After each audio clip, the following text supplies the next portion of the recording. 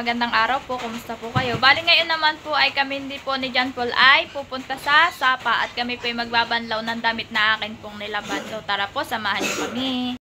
Ayan po, nagsusuot po siya ng kaputi po at dito po ay naulan po na naman. Yan po yung aming babanlawan na isang planggana po.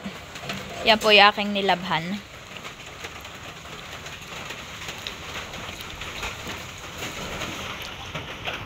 Habang po inaantay ko po si John Paul na magkaputi po ay ayan naman po si Papa. Naglilinis po siya ng baboy at pinapakain na po nila.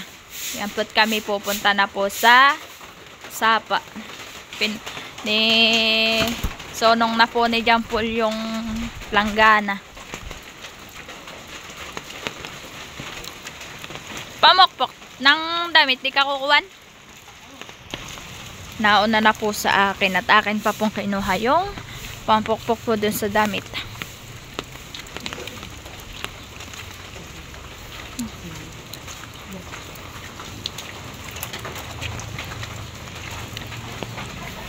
Dito po'y kalahating araw lang po uminit ay ngayon po'y naulan na naman.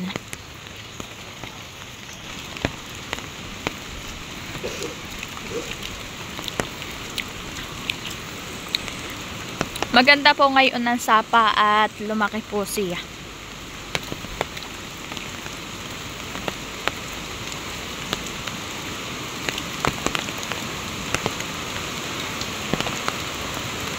Ito naman po taas po ng Sapa ay ito po ay palayan. Yan po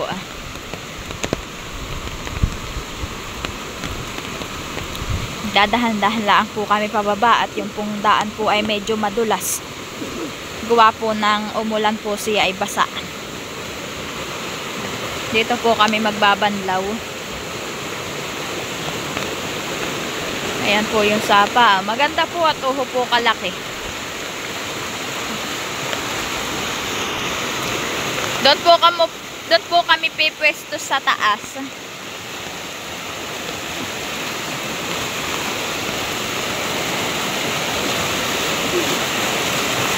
Kahanap lang po kami ng maganda-ganda pong pwesto.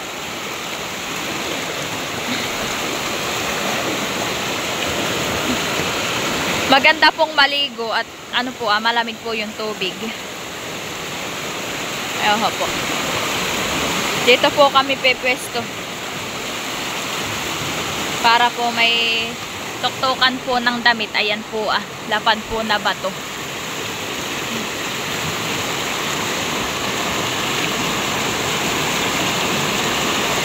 Pag po nalaki dito po ang Sapa ay natatabag din po yung mga lupa. Buti na lang po at may mga tanim po siya na kawayan ay hindi po masyado siyang naguho o natatabag po.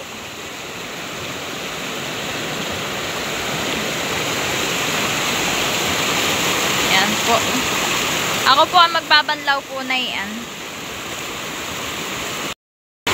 Yan po, tinatay ko lang po si John Paul na tanggalin po yung kapote at ako po ang magkakapote. At ako po ang magbabanlaw. Yan po.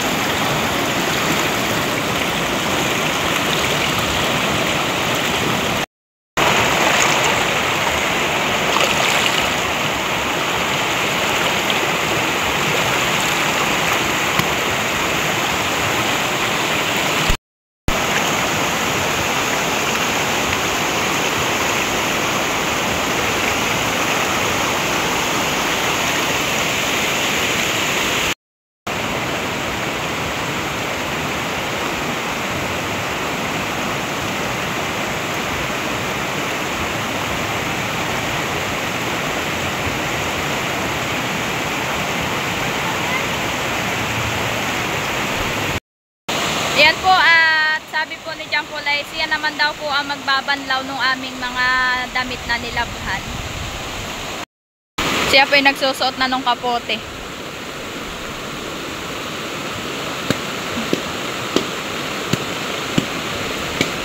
At nalakas na po ang ulan, ay sabi po ni Yesia na daw laang po ang magbabanlaw po at kakaunti na naman po. Tinutoktokan po muna niya. Kaya po namin tinutoktokan po ang damit para po yung pumbula niya ay matanggal po, para po mabilis pong matanggal.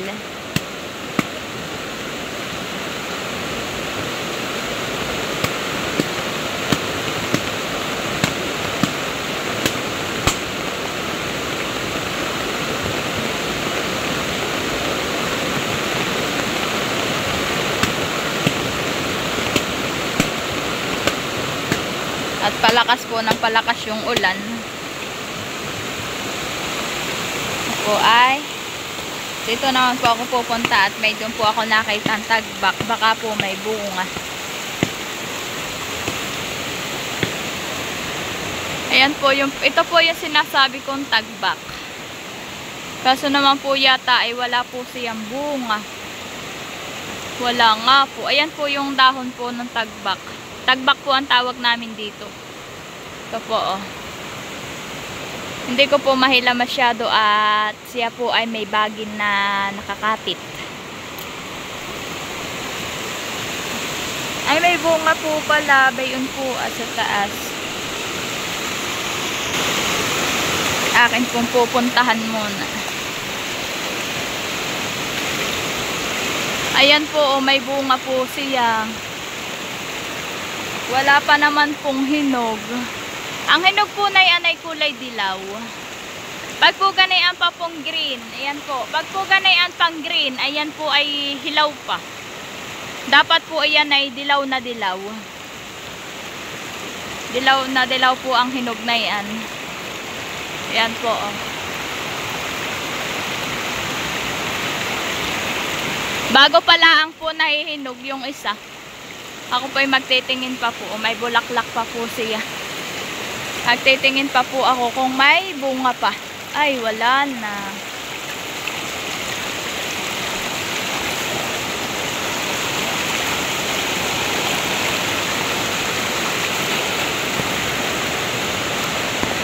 Wala na po palang bunga. Ito naman po ay bago pa lang po siya bubulaklak. Ito po, oh. Yan pong kulay green pong ito. Ayan po ay bulaklak pa po. Bago pa lang po siya. Yan po yung mga anod laang po pag nalaki po ang sapa. Yan po. Maganda po diyang maligo at sagana po sa tubig.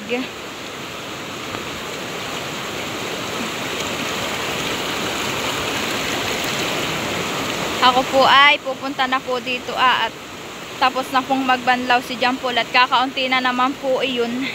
Ilang peraso na po, 6 na peraso na po yata yung aking kinuwan.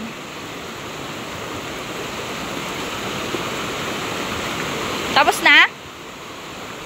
Tapos na nga po. Yan po kami po ay pabalik na po ulit sa amin. At akin na po iyang isasampay para po mabilis po siyang matuyo.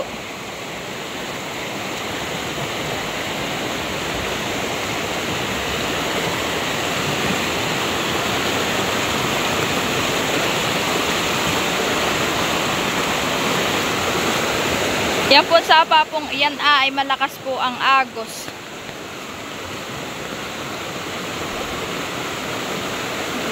Yan po ay ang patakbo na yan tubig po iyan ay sa agos. Ito ako'y iniwanan na ng aking kasama.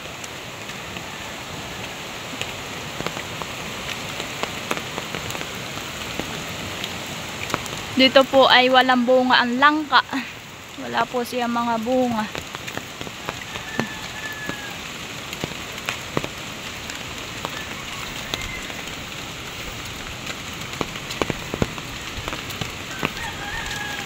May mga bunga din po dito yung pomelo. Kaso nga laang po ay bilang na laang po yung kanyang bunga. Yan po, oh. Hindi po masyadong kita po at malakas na po yung ulan. So, iniiwan na. Dito naman po ang langka ay bago pala ang po nabunga. Ayan po. Ito po ay malapit na doon sa may amin. Hindi naman po ari ako dito magbanlaw po sa bangbang po. At po, medyo maliit-liit po siya. Ay dumayo na po ako sa sapa at malakas po ang agos ng tubig. Kaya po kami sa sapa na nagbanlaw. Natapos ko na pong isampay yung aking mga nilabhan po. Yung pong aming binanlawan ni John Paul sa sapa. Ayan na po't na isampay ko na. Dito ko na po siya sinampay sa loob. At naulan po. Dito ko naman po sinampay yung mga damit po ni Bibi Oren. Inipit ko lang po siya sa hangeran. Ayan po. Akin dito ko na po sila ihinanger. Dito po sa may kuwan po ng motor. Paradahan po ng motor. Ayan po, buti na lang po kami po natapos pagbabanlaw sa sapa ni John Paul ng aming mga damit. Ayaw po kalakas po ng ulan. Matubig na din po yung harapan namin.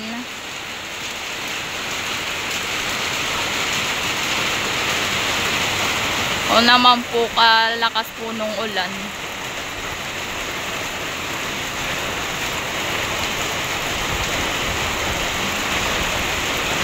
Malakas-lakas din po. Ito po, nagkatubig po iyan. Yan po dati po ay hindi po yan nagkakatubig. Ay ngayon po ay may tubig na.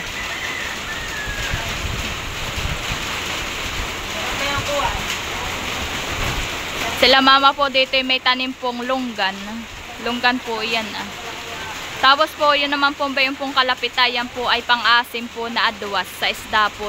Sa isdang agos po iyan pang-asim. Ayan po.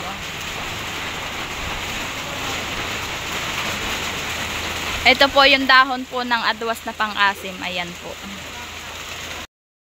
At nagpapasalamat din po ako sa inyo pong walang sawang pagsuporta sa aming mga video. Maraming salamat po. Ingat po kayo and God bless po.